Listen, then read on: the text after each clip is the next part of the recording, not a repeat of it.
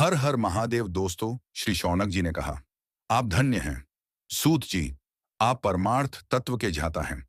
आपने हम पर कृपा करके हमें यह अद्भुत और दिव्य कथा सुनाई है।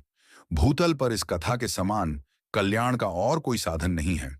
आपकी कृपा से यह बात हमने समझ ली है। सूत जी, इस कथा के द्वारा कौन से पापी शुद्ध होते हैं? उन्हें कृपा पूर्वक बताकर इस जगत को कृतार्थ कीजिए।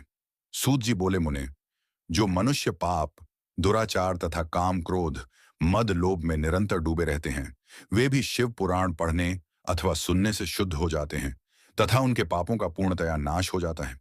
इस विषय में मैं तुम्हें एक कथा सुनाता हूं। बहुत पहले की बात है।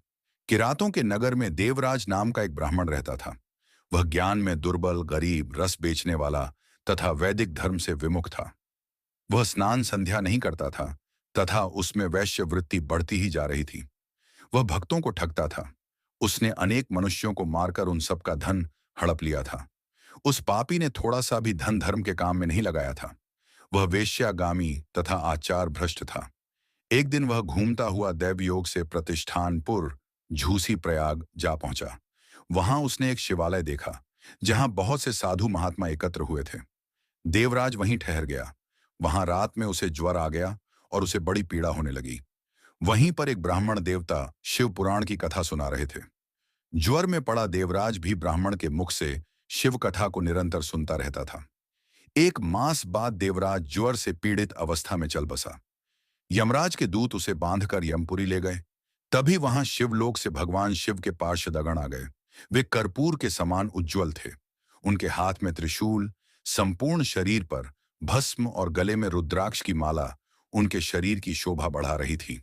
उन्होंने यमराज के दूतों को मार पीट कर देवराज को यमदूतों के चंगुल से छुड़ा लिया और वे उसे अपने अद्भुत विमान में बिठाकर जब कैलाश पर्वत पर ले जाने लगे तो यमपुरी में कोलाहल मच गया, जिसे सुनकर यमराज अपने भवन से बाहर वहां आए।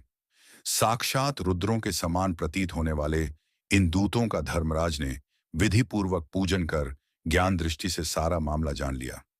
उन्होंने भय के कारण भगवान शिव के दूतों से कोई बात नहीं पूछी।